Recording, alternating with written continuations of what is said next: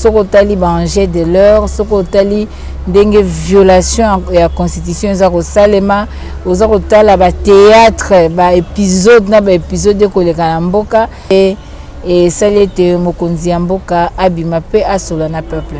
Azotanga te, bana bazotanga te bafanda ndako sous prétexte ya corona, nzoka nde ezaki mise en scène parce que bayebaki que bazangi mbongo kofuta balakisi terrasse esala wenze esala église esala ba transport en commun ezosala batu plein na kati ya bus mais kaka na auditoire bien na salle de classe nde covid ekolamuka parce que coach a libanda azali ko coacher na mboka Congo profit ya mboka la bango donc Rwanda komi ko kamba mboka Congo ndeko Jean-Marc Kabunda lobango na mai 2020 qui a Kagame azokamba na personne interposée sala yango tweet mais lelo oyo ce qui le président élu Martin Fayulu a lobby yango en tant que commandant du peuple amoni yango Kabila bondi pe Kabila boyebi ke kate ça la quitté maman Chantal. Non, le problème c'est pas la propagande, c'est la campagne électorale, l'éducation c'est le devenir du Congo. Lelo tu peux justifier pourquoi ba fin di démon nanda. Il n'y a pas de justification. Non, ça c'est faux. Mais Nanda, non, s'il vous plaît. UNICEF a lobby yango bien. Les enfants sont plus protégés à l'école qu'à la maison. Au contraire, en restant à la maison, sans courant, sans maille. Bana bakomo ba bidona ke lukaba maille bakokuta na mutabaka iso ya corona. Toi tu es ici. Les leçons na etuni au côté WhatsApp l'air ni tam so sanga lobino na tchemegate. Maman Chantal, président c'est président Félix Tshisekedi na Union africaine. Quelque part c'est comme si bino bomoni yango ezakaka ba kiza le rôle ba théâtre de trop ou comment? Mon frère vous êtes journaliste, ko ça la propagande tika journaliste. Basa ka test était pour comme président Union africaine. Pour ça basa ka test ba tebele ba okoma kangoti. Peut ça peuple courant, aza incapable ya kotia sécurité na Congo. Aozaka capable ya kotia sécurité na continent Congo. Pays na Congo na un pays continental à kokite. Aokokaka kotia sécurité na continent Afrique. Mboka oyo tisiko zo tamsa na Kagame et eloko wana tomboli tension makasi. Est-ce que bon, guerre à 6 jours na Kisangani, ba Rwanda te. Par rapport à la Nations Unies, c'est agression à Rwanda na RDC. Ngam tu na le bien. Donc Kabunda lobby yemoko que Rwanda zo dirigé Congo par des personnes interposées. Ce que il est jeune par rapport au Pépé Azagina à 73 ans à 43 ans. Oui. Au salaire erreur. Il ne suffit pas à cause de Moutou selon âge na robotama. Si RDC azanga premier ministre était mais azanga kande bateau ba outil na peuple. Bato baza kotosa mobeko likonzi. Bato baza na souci ya peuple. Wana nde bato bazangi na Congo.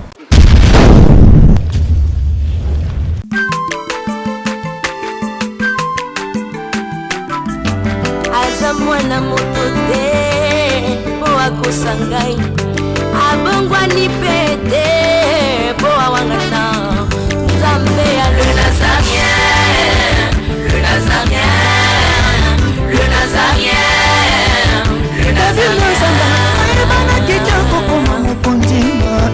Atako babakola ke mafuta na musakolima lelo ya yobolingo bateli le Nazareth lipamboli oyo mona na katempeni mama kandelobi kolapye mapapu masope mafuta tokokesitana longo na nzambe oyo babenga na makomi Masolo ya mboka toye lisusu pour comprendre bien que tu as toujours à la recherche il y a des informations vraies biso to kitaka esika information ezalaka vrai to kitaka esika oyo bo solo et fandi pour comprendre que awa toye sikoyo ko kundola na mozindo nini oyo elobamaki lors il y a point de presse il y a président Martin Fayulu azalaki candidat monene il y a ba élection oyo euti koleka nazalinga mon côté nazalina maman Chantal oyo azali parmi ba communicateur ya monene ya lingomba la mokape notamment azali proche ya président Fayulu naye tokomeka kobeta moi lisolo na oyo elobama ki lors ya sortie médiatique ya président Martin Fayulu.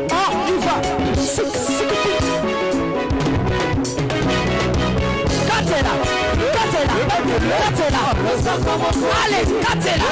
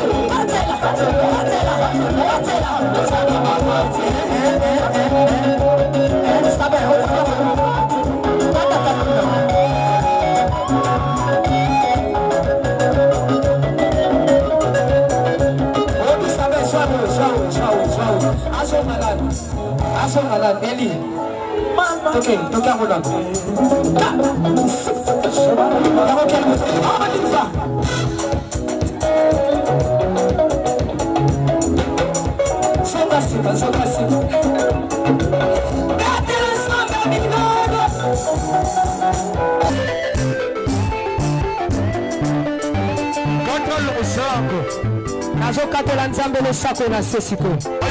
Nazokata losako siko kuna. Nalingi nakatela nzambe losako. Losako awa. Aniva. Allez, katela. Allez, tozozonga siko, tozozonga. Tikela katela.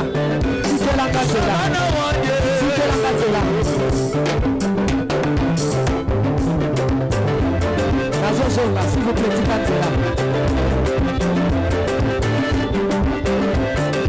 Yoka. Olingi lipal. Olingi kopot. Olingi mosala. Bona nini?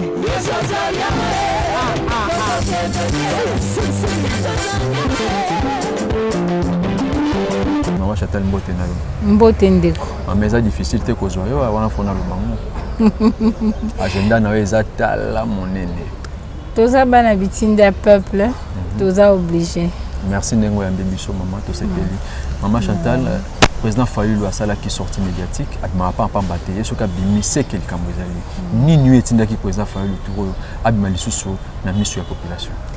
Bon, c'est le seul gardien du temple au Tozanae. Au Bana Congo, bango babengi aigle. Et puis, il complicité à Yena Bana Congo, plus de 62%. Et sa responsabilité, mon aîné, au Esalara que tango nyonso akosenzela pona mboka soki amoni ete mbebe elingi ekoma amoni ete likambo songolo pakala ekomi kotia peuple na ye na yiki esengeli ye lokola tata aloba po peuple na azala fixe nde abimaka po asola na peuple na ye. Donc soki otali baenjeu de l'heure, soki otali ndenge violation ya constitution eza kosalema, oza kotala bathéâtre baépisode na baépisode ekoleka na mboka pe dignité ya peuple ezali bafoué.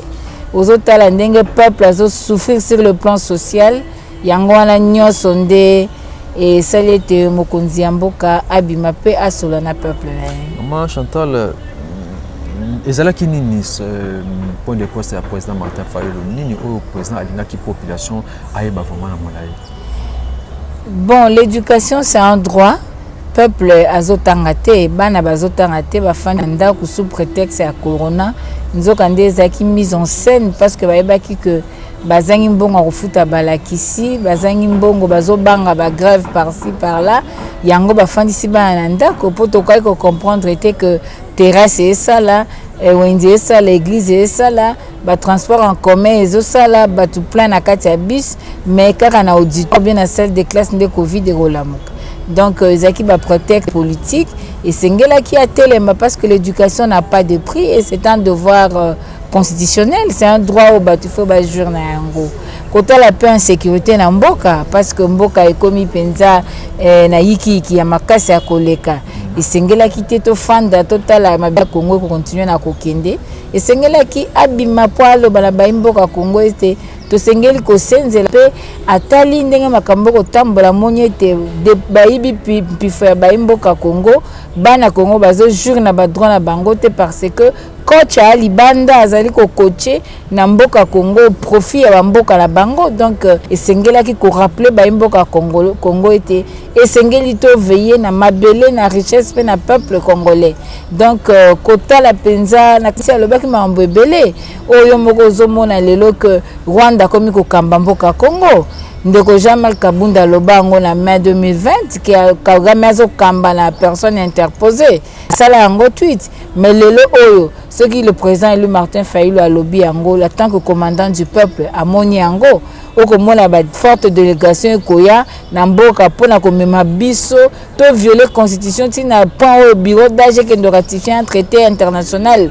sur le libre échange et ça maramba kokam okomona bureau d'âge ko changer ba prérogative na e akende ti ko banda ko somba ba député pour ba changer ba requalifier majorité parlementaire c'est sans de danger ba fondamentaux o to bengaka moboko ya mboka ezali koningana alors esengeli koyebisa bana mboka Congo donc nakanisi ezali penza makambo motu ya mingi esengelaki peuple ayoka ye peuple ayeba que ye aza complicité le silence na ye ngaki eza complicité il n'est pas complice et il va pour ça donc il n'a beaucoup poussé. Maman Chantal, tu as gratuité rapidement. Gratuité, c'est le malamu. Mais tout le monde a mécanique déjà. Tout le monde quelques écoles qui fonctionnaient déjà, mais ils allaient processus. Mais pourquoi besoin pour rejeter un bloc qu'ils échec? Pourquoi? Mais alors qu'ils allaient quitter le temps où on est Kabila, bino bundi c'est Kabila, boyebi que gratuité, ils allaient quitter Maman Chantal. Non, le problème c'est pas la propagande. Toi la campagne électorale, l'éducation c'est le devenir du Congo.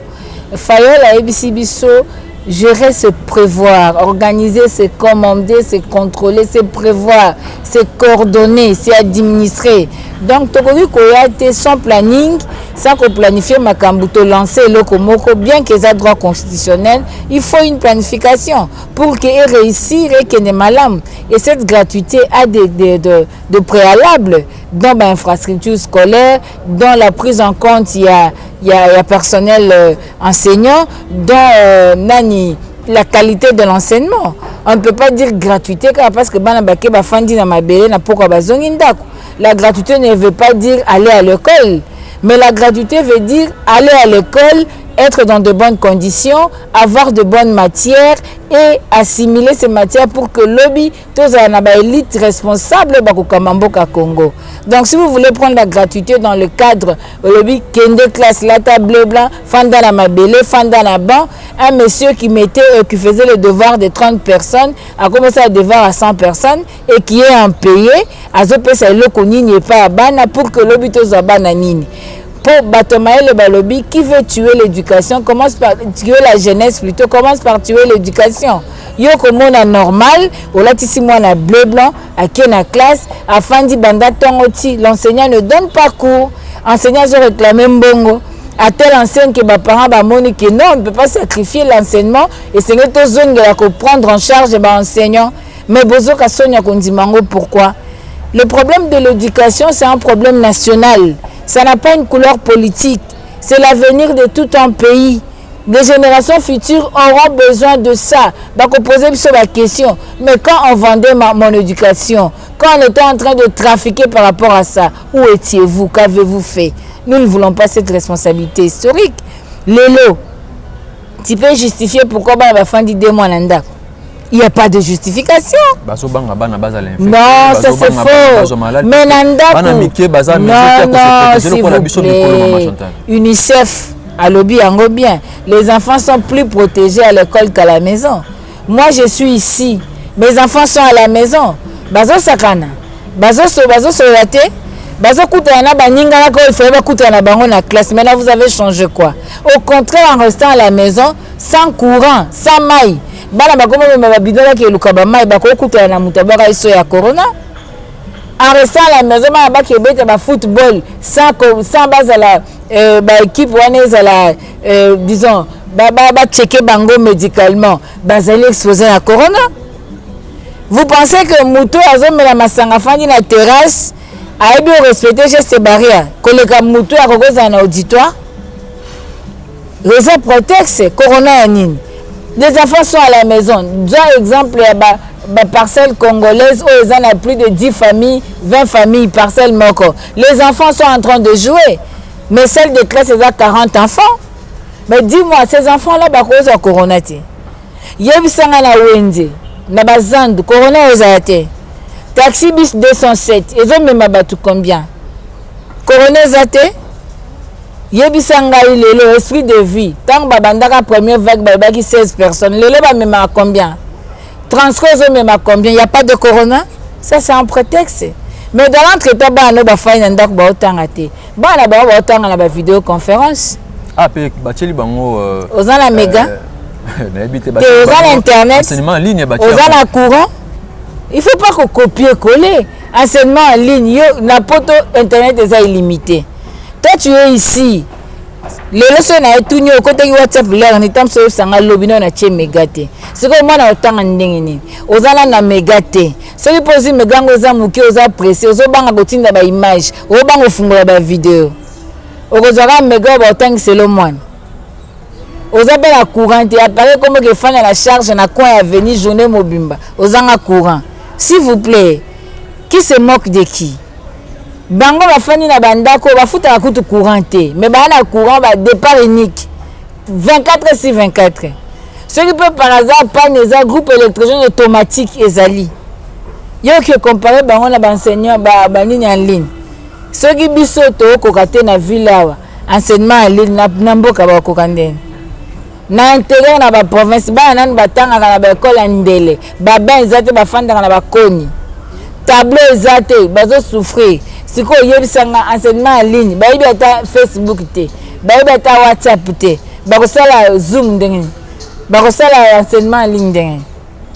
Non, il faut pas se moquer du Congolais. Combien de Congolais ont cette capacité à cause de la méga d'une façon illimitée? Bango ba méga pour ba bon au gouvernement. Gouvernement mutozo futango. Non, on ne peut pas blaguer avec l'éducation mon frère. Et sengeli bana batanga, c'est un droit. Moutaokabela bangote eza article 43 de la Constitution, c'est un droit et l'État a le devoir de quoi accomplir. Maman Chantal, le président c'est président Félix Tshisekedi de l'Union africaine. Quelque part, c'est comme si Bino Bomoni Yango Ezakaka le rôle de théâtre de trop ou comment? Parce que quelque part, il y a eu des gens de la Mouka qui ont critiqué ça. Non, ce n'est pas les gens de la Mouka. C'est une très bonne chose parce que les conseils excusez-nous, excusez-nous. Mon frère, vous êtes journaliste, vous êtes la propagande, vous êtes journaliste, vous êtes politique. L'Union africaine est le qui est le longia A ou bien B. Ça a testé pour comme président de l'Union africaine. Pour ce ça a testé comme l'Union africaine est un problème, il y a pays. Et ça a déjà rotation. Yo benga cité à OIA, oebinenye tongama. Si Mobutu la razalaki na présidence à l'Union africaine ya sala cité à OIA wana. Ba président ba utimbo kamsu ba e ba tali Congo ba tali ba bwana nzela boulevard ba tali limité ba tali ba lobi non. Même président au fait bonya ki ndako sala ba nzete campagne chantier mobimba la mboka na parce que autaki awa onini ya OIA atali mboka lobi kin label. C'est le pays qui accède à la présidence. Bah ça la tour. 53 pays, ils ont gagné tour na biso kwei. Ils ont noté que Moutassa qui teste a gagné pas comme on a liboso. Union africaine lelo, qui sont les présidents bâtonnés dans l'Union africaine? Est-ce que ces présidents sont modèles? Ce sont les dictateurs et Afrique. Non, il y a qui dit là ba mesa. Ah. Atanya ukondoko namona yo achayo na mwamba la minito na kata bena katika tasaka fufu. Oui, alors est-ce que tu bonjour Boni et l'autre côté et puis qu'il y a mon bureau à travailler tes micros donc dès que ça on a eu galère na niveau 0 tout ça là boy ngai naza na mbongo vraiment mingité mais nazo tchela bino moi mutio naza nango na agence moko boy Nazareta. C'est du sérieux. Oh. Maman, comment est bon donc yo pèse au fouti mbongo kuna partir à poto biso to ya to jibilo. Na bengi ya Scotty. Agence moi ifungami comme na Nazareth. Na kufie. Agence lisusu. Ndoko sansu mulongo kuna.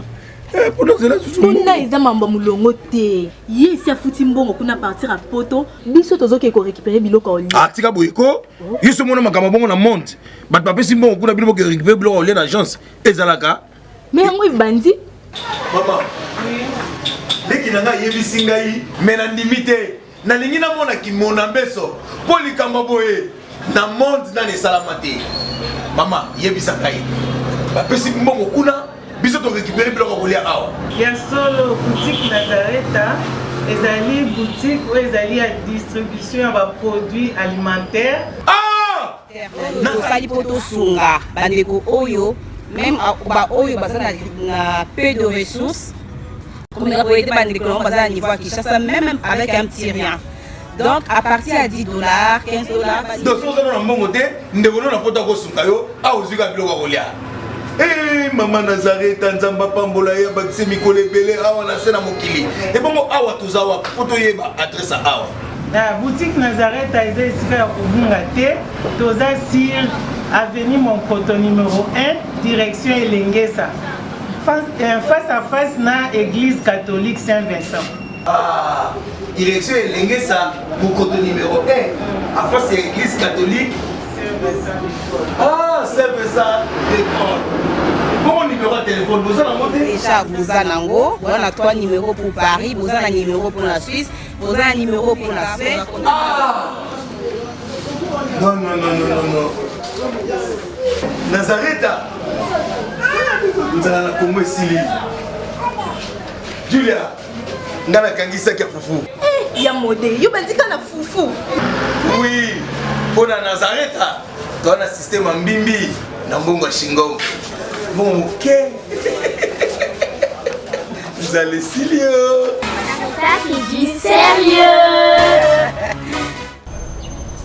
Yebisangai mboka nini eza na conflit na Afrique centrale aussi au mona to na Afrique aussi mona Union africaine epesi solution. Aussi mona tozali na problème ya élection na biso Union africaine na lobi bo bomba nanu bo sursoir dans l'entretemps ayebisi bango bo publier. Bon, Union africaine ezali nango eloko ya gloire te ya propagande te, mais il faut ba banane baki osani na Union africaine. Holandais communicateur na bango na France 24 ba poser question. Ayebina na tête eloko nini baki osani na Union africaine. S'il vous plaît. Et puis yebisanga na ba Union africaine nyonso ba réunion ba président ba passation à pouvoir ce que zo salema. Tout le monde a gagné ba chef d'État ba mboka nyonso bazalaka ba répondre ka basala combien de chefs d'État bazalaki na salle ba kena bango nde na ko inaugurer université Sassou Nguesso asali na Brazza. Et pourquoi tout cela maman Chantal les donc nous tout na bango kasima yango na biso eza nango kutu sujet to fan de la terre parce que bango ma ba président ya Union africaine bazalaki na bango ti même muto il fallait passer pouvoir yaki na été.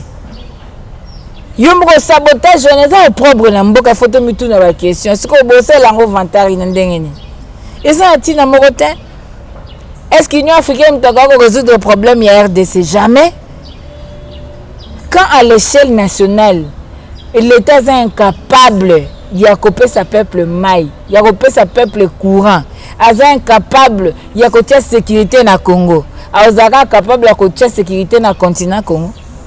Pays na Congo na un pays continental à kokité a kokaka côté sécurité na continent Afrique. S'il vous plaît.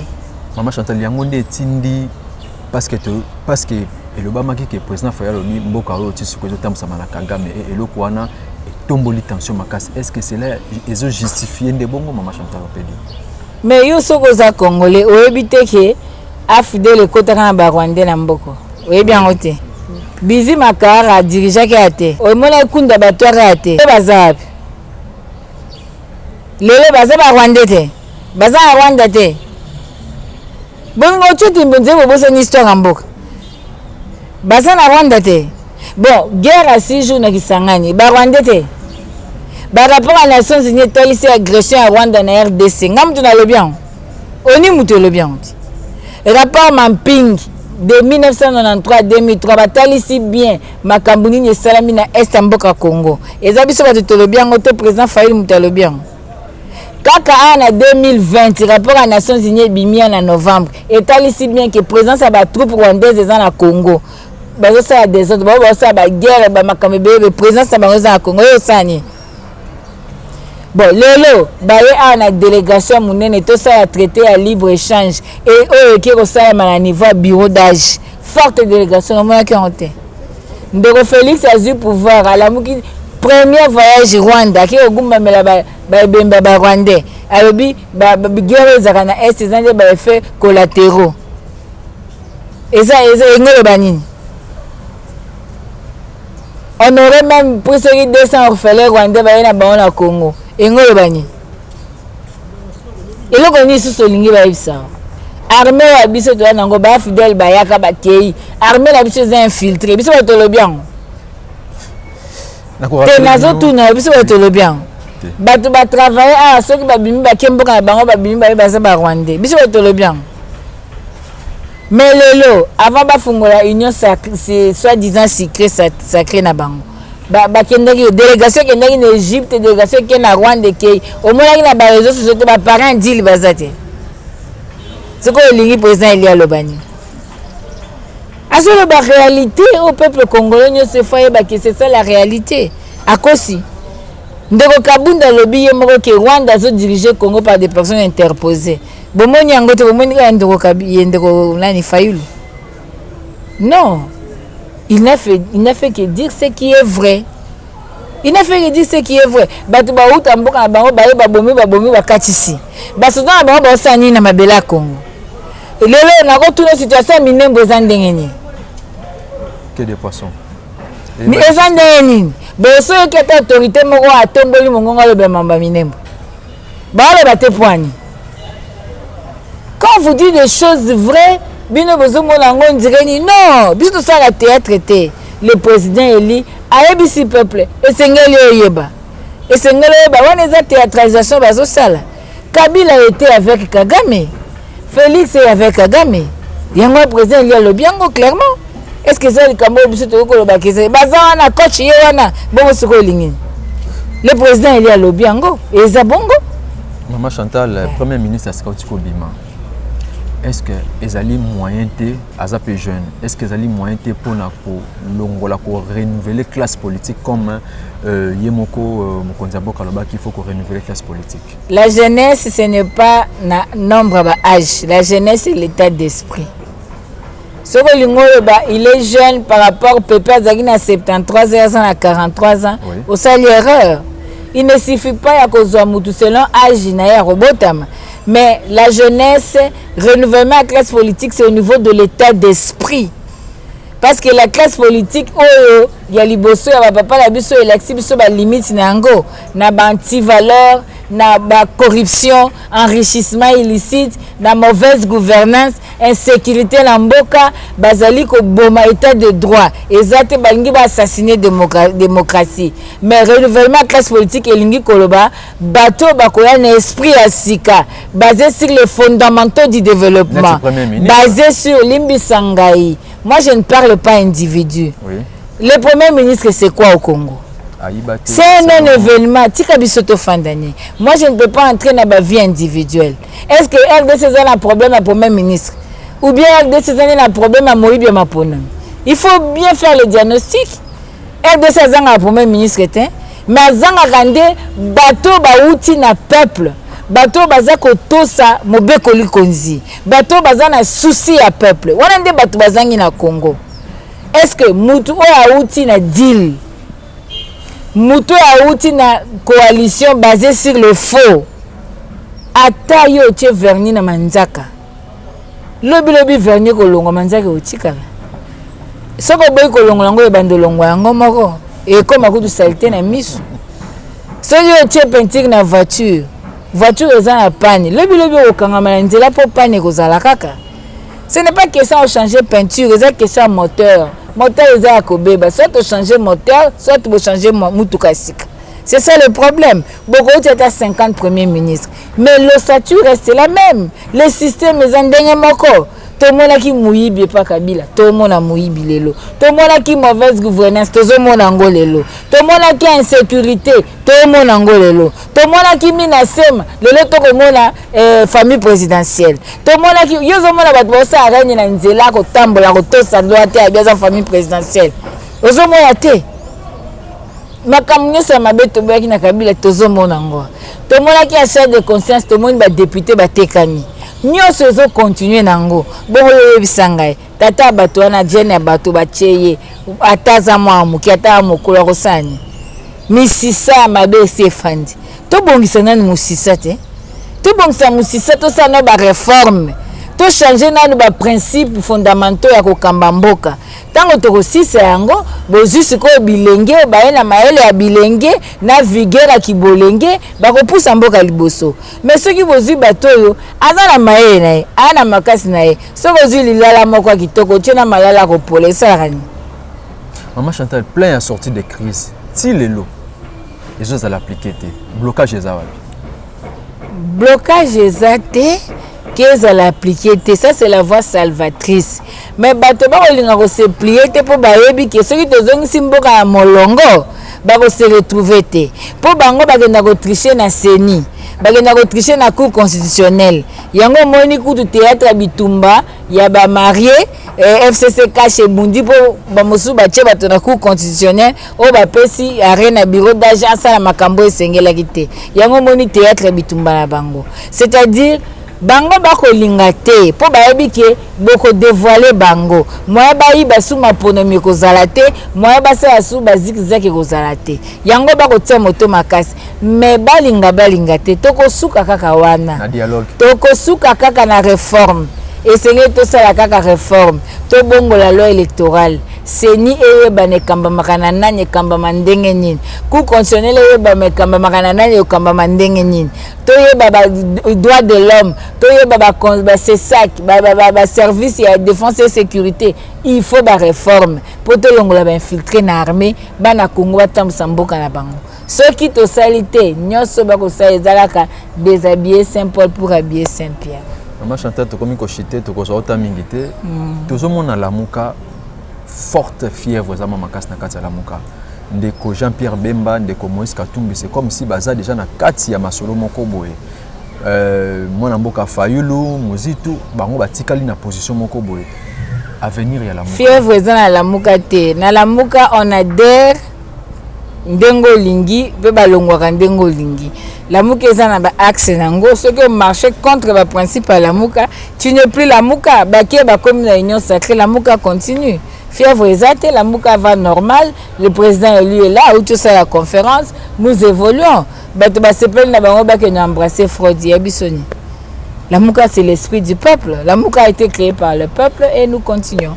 Maman Chantal to soki sana lisolo oyo toyoki moi makamoko concernant SID ils allaient parti cher ya président Martin Fayulu ndeko honorable Ditu Monisi c'est comme si accueilli na union sacrée mais toke kotuna bandeko ya section mokali SID balobi bango bayebi makambo wana te bango baza loyal na président Fayulu bango bazosala mosala na compte ya président Fayulu bayebi ba démarche ndeko Monisi te yo zali communicateur surtout tunio parce que yo zali communicateur ya lamuka mais oyebi pe masolo ya SID naza chargé de communication à SID voilà maman Chantal yebisa biso dossier on ezandenge nini ndeko Ditu honorable Ditu Monisi wazali député ya SID o azwa ba voix na kombo ya SID azawa biso nous respectons le texte. Les députés, siège et député revient aux partis politiques et au regroupement politique. Limbisa, pardon, s'il vous plaît. Ça, c'est la loi. Je ne fais que lire ce que dit la loi. Donc, ça revient aux partis politiques ou au regroupement politique et Moutouana Zaki et Lina Komboana. Et nous nous maintenons à la loi. Parce que nous avons la violation de la Constitution. Jusque-là, nous savons que Tozali na ba député na biso na parlement d'ailleurs basalaki mukanda na bango pona ko sala déclaration d'appartenance politique na bango ba renouveler kaka basalaka na début à législature caucus ba député na biso basalaki yango et la dynamique pour la vérité des urnes parce que nous décidé to kenaka élection na la belle dynamique pour la vérité des urnes basi bazwaki meko batindaki mukanda na parlement pona ko laksa que ba député ya biso baza concerné na makambo wana te ya union salée sucrée toza yango te soki moto asaventurer ye moko aluka kokende komela supu akosoto exclure siège revient na parti politique donc biso toza kuna te totikali koza mokanda moko te toyebi makambo wana te barime ekoki kocircule ndenge kocircule mais biso na niveau na biso tolobi ete dynamique esi ekomaki soki moto asaventurie ye moko aosubir conséquence. Merci tozalaki bongo na mama Chantal azali communicateur monene ya Lingomba Lamuka pe azali communicateur lisusu na kati ya parti esili azali parti cher ya président Martin Fayulu. Mama Chantal, merci ndenge ya bibiso na si ezali mbala ya liboso te pe asukate. Merci beaucoup na pesi bino botoni. Le basuka pe ezali koki kopesa na ba. Na yebisaka peuple congolais. Tozala vigilant. Tozala vigilant. Toteka mboka na biso te. To récupérer souveraineté na biso. Lumumba papa et Patrice alobi na biso que c'est par la lutte de tozaki indépendance. Le président Martin Fayulu a ebisi biso maintenant la flamme allumée.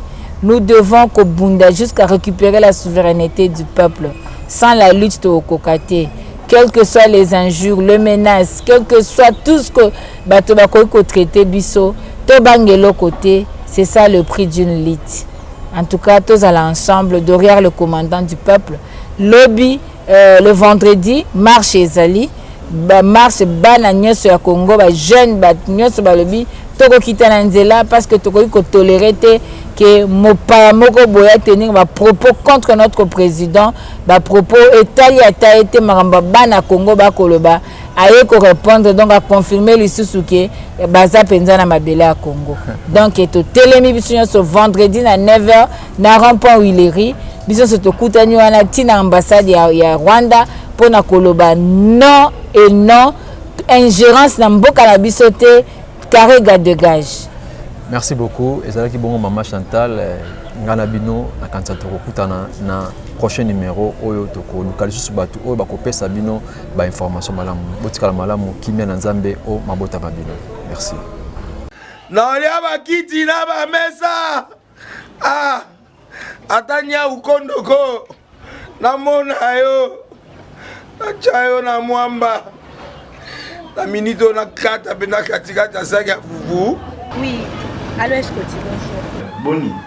Et l'autre côté, et puis qu'il y a mon bureau à travailler tes micros. Donc, dès que tu as un galère à niveau 0. Tout ça là, boy.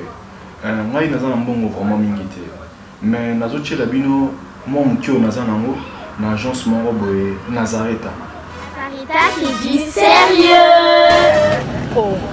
Maman, comment est bon donc yo pesa au fouti mbongo kuna partir à Poto biso to ya to jibilo. Na bengi ya Scotty. Agence moi ifungami comme on Nazareth. Na kufie. Agence lisusu. Ndeke sansu mulongo kuna. Pona zela susu. Kuna eza mamba mulongo te. Yesi afuti mbongo kuna partir à Poto, biso tozoke ko récupérer biloko oli. Ah tika boyiko. Yiso mona makamba bongo na monte. Bat papesi mbongo kuna biloko ko récupérer biloko oli na agence. Ezalaka. Mais yango ibandi. Maman. Leki nanga yebisi ngai mena ndimite. Na lingi na mona ki mona beso poli kamba boye na monde na ne salamate mama yebisa kai ba pesi mbongo kuna biso to récupérer biloko kolia awa ya solo boutique Nazareta ezali boutique où ezali à distribution ya ba produits alimentaires na poto sunga bandeko oyo même ba oyo bazana na peu de ressources. Comme nous avons été à niveau à Kinshasa, même avec un petit rien. Donc, à partir à $10, $15. Donc, si vous avez un bon côté, nous devons nous apporter au Sunkayo, à Ozuga Bilogolia. Eh, maman Nazareth, Tanzamba Pambola, Bakse Mikole Bele, Awa Nasena Mokili. Et bon, Awa Tozawa, Potoyeba, adresse à Awa. La boutique Nazareth a été ici à Kubungate, Toza Sir, avenue Monkoto numéro 1, direction Elengesa. Face à face na église catholique Saint-Vincent. Ah, direction Elengesa, Monkoto numéro 1, à face à l'église catholique Saint-Vincent. Ah, Saint-Vincent d'école. Bon numéro de téléphone, vous avez monté déjà, vous avez on a 3 numéros pour Paris, vous avez un numéro pour la Suisse, vous avez un numéro pour la Suisse. Ah non, non, non, non, non, non. Nazareta. Nous allons la Congo ici. Julia, nous allons kangisa kia fufu. Eh, ya modé, yo bandika na fufu. Oui, pour la Nazareta, tu as un système en bimbi, na mbongo shingo. Bon, ok. Vous allez Silio. Caritas qui dit sérieux.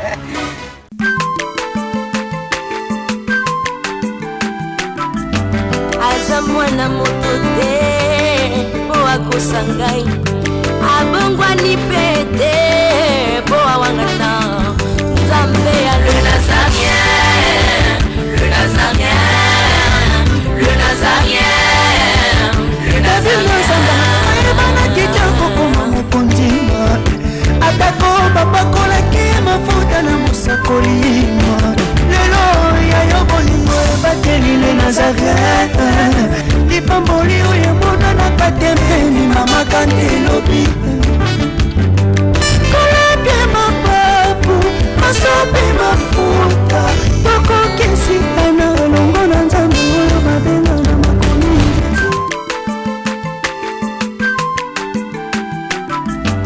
aza mwana moto te po akosa ngai abongwani pe te